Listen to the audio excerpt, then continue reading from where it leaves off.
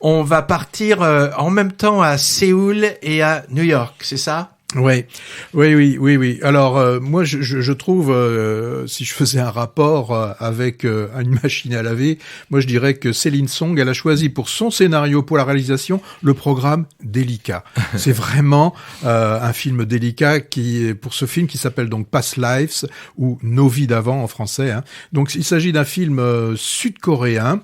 Donc je l'ai dit, de Céline Young, qui est une jeune réalisatrice, hein, qui propose là c'est son premier film, son premier long métrage. Hein.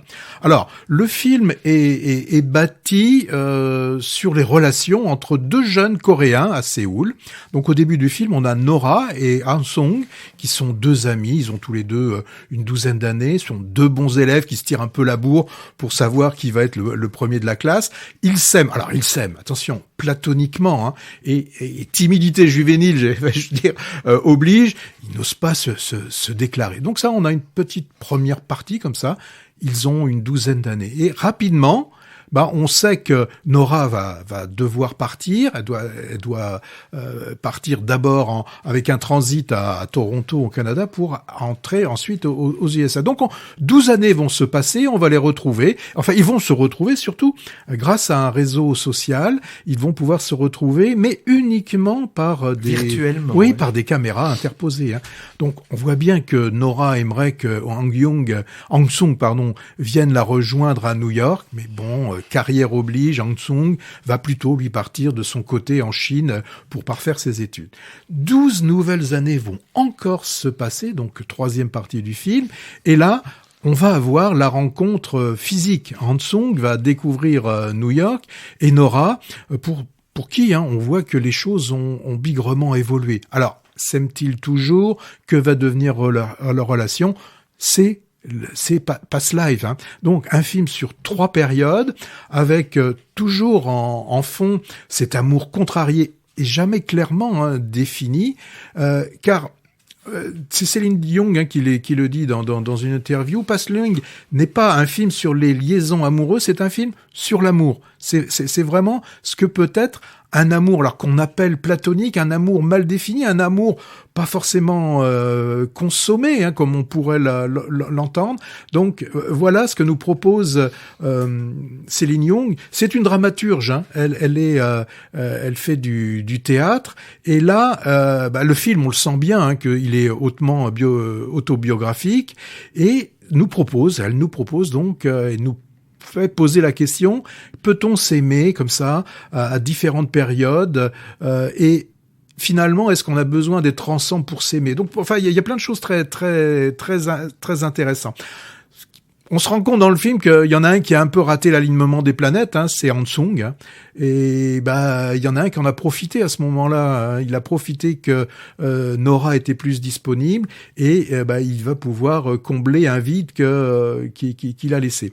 Alors, comme je l'ai dit en débutant, c'est vraiment un film délicat. Et moi, il y a 2 scènes qui sont très belles, où on voit Nora qui est entre les 2 hommes qui ne peuvent pas se parler parce qu'ils ont une frontière de langue. L'un ne parle que coréen, l'autre parle anglais. Et c'est elle qui, au milieu, fait le lien entre ces 2 hommes. Alors, c'est elle qui parle à ces 2 amoureux, et ces 2 amoureux n'existent qu'au travers de Nora. Donc on voit Nora qui se tourne vers l'un, vers l'autre, et on sent bien, elle nous le dit d'ailleurs, elle dit à un moment donné, pourquoi n'aurait-on pas plusieurs vies? Ça sous-entendrait qu'avec plusieurs vies, elle aurait pu vivre avec ces 2 hommes. Il y a une deuxième scène aussi qui est très chouette, c'est vers la fin. On voit Nora qui quitte sa maison de New York pour accompagner Han Sung qui doit retourner à Séoul. Et là, la caméra, elle fait un travelling sur les 2 en train de marcher, mais ils vont vers la gauche. Et on a l'habitude dans le récit, quand on fait un récit, ou dans les photos, les images, dans les photos, dans les bandes dessinées, dans tout, on va toujours de la gauche vers la droite pour montrer que on va vers c'est l'échelle de temps. Et là, elle va vers la gauche. On voit, elle laisse Han Sung, et puis elle s'arrête. Et elle repart dans l'autre sens. Là, elle retourne vers la droite, elle retourne vers le présent. et après avoir dépassé le présent, donc elle va vers l'avenir. Donc vraiment, moi c'est un film, une belle surprise de cette fin d'année. Je retiens cette chose, une très très belle délicatesse. Oui, moi j'ai été très ému par cette histoire d'amitié amoureuse, finalement assez mélancolique, qui n'en fait pourtant pas des tonnes dans l'émotion justement, tout en retenue avec des sentiments suggérés plutôt que montrés. Les deux personnages sont vraiment craquants et en plus assez loin des archétypes des mélos sentimentaux classiques. Elle plutôt ambitieuse et rentre dedans, tournée vers le futur, et lui timide et plutôt tradit aussi, et un peu bloqué dans le passé. Leurs échanges à 3 périodes différentes de leur vie sont parsemés des non-dits, de gênes, d'occasions manquées, de moments suspendus, et c'est vraiment bouleversant, avec des dialogues superbement écrits. Tu disais qu'elle était dramaturge, mais ça se voit.